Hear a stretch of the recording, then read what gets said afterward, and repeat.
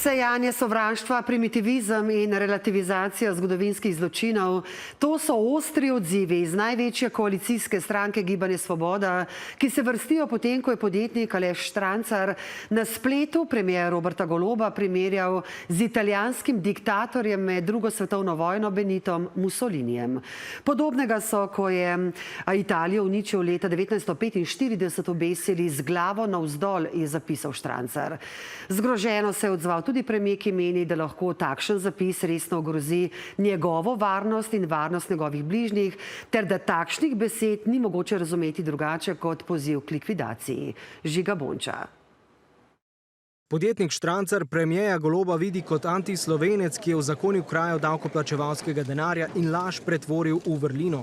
Podobnega so, ko je Italijo uničil z njegovo konkubino, leta 1945 v Milanu na bencinskem servisu obesili z glavo navzdol, je zapisal. Premijer Robert Golob je nad zapisom zgrožen in osebno prizadet. Pravi, da besed ni mogoče razumeti drugače kot pozivanje k likvidaciji, ter da se njemu in njegovi partnerki grozi z javnim linčem. Štransar je še dodal, da vse več dejanj kaže na to, da se Golob spreminja v diktatorja s podobno hitrostjo kot Hitler in Mussolini. Kako je Mussolini končal, pa so zgodovinska dejstva, ki jih novodobni diktatorji očitno ne poznajo. Skrajno žaljiv, nespodoben zapis je žaljiv ne samo do predsednika vlade, ampak tudi do vseh naših prednikov, do žrtev Mussolinijevega režima. Zapis že obravnava policija, ki je sporočila, da je bilo pri pregledu objave ugotovljeno, da bi v tem primeru, kjer gre za nespodobne, nesprejemljive oziroma žaljive zapise in objave, lahko obstajali elementi kaznivih dejanj.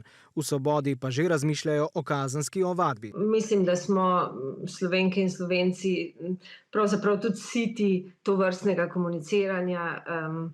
To ne more biti del političnega boja, ne glede na to, ali se strinjaš ali ne strinjaš z vladajočo garnituro. Na naše vprašanje se je podjetnik Štransar odzval pisno, meni, da je bil v svojih zapisih jasen in dodaja: naj vložijo ovadbo, da bomo zadeve na sodiščih razčistili. Prihajajo volitve in verjamem, da so v fašistični Svobodi živčni. Take večine v državnem zboru v Svobodi ne bodo imeli nikoli več in verjetno marsikoga od njih pod novo vlado prej ali slej čaka ovadba za protizakonito delovanje.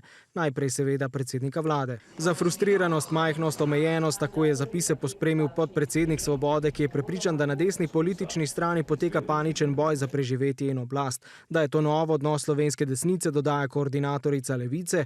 Prvak opozicije zapisa ni komentiral, je pa na spletu izpostavil, da so smrtjo grozili tudi njemu.